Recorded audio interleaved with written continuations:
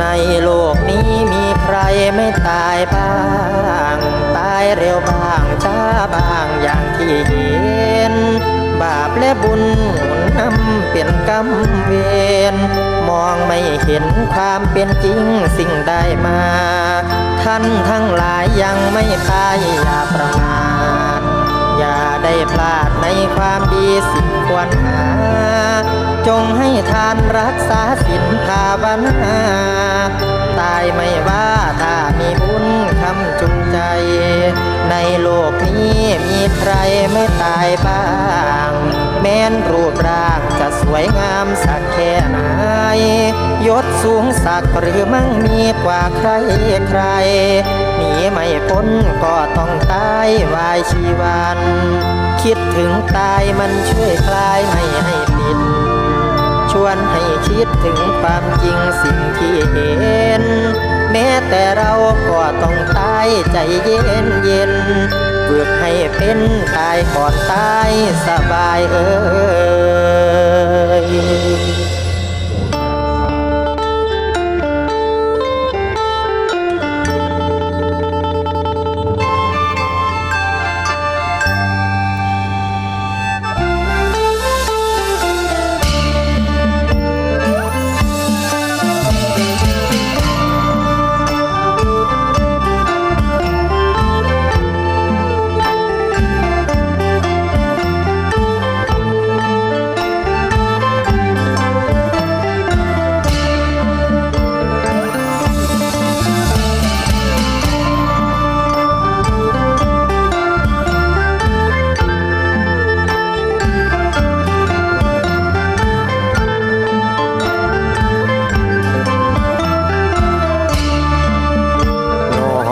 ถวายยอดสัพพัญญูพร้อมหมวดหมู่พระไตรแก้วสามประการป้านมพรวอนบ่ายปูนิพานน้อมทรงสการสถิตสถานสุขาวดีเกิดบุญคงคุณแต่ความดีตั้งแต่นี้สิมีแต่คนสรรเสริ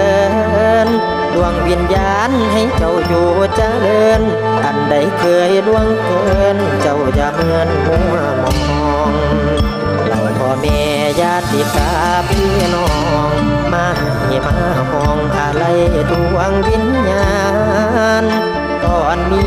ชีวิตแสนสำราญก็มาลาสังขารโศกสันแสนอาวรณ์อย่าห่วงหาผู้นำลาหำนอนผู้ลาไปก่อนอย่ามอนคนบ่มุมนี้เกิดเป็นคนให้สมสร้างความดีตายไปเป็นผีสุขาวดีสิหักต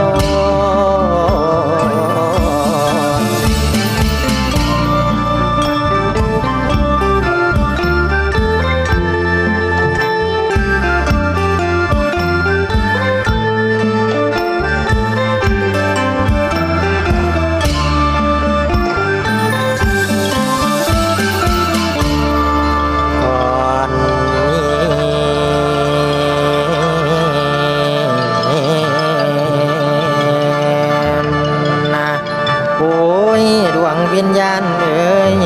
อยู่ทั้งฟ้าสีแหล่ทั้งแก่กำนอกไฟใดสิอยู่เหนืออยู่ใต้แก่ให้ดอกหน้าสวนขอเชิญสวนมาหับเอาบุญพลาในวันนี้อันว่าความตายนี่มันแนวแน่ถาวรให้ยึดหลักคำสอนพุทธองค์กันตัดเบาทรงสวดเสียงทรงสุดแต่สองสิ้นสุดสังสารสู่สวงสูงทรง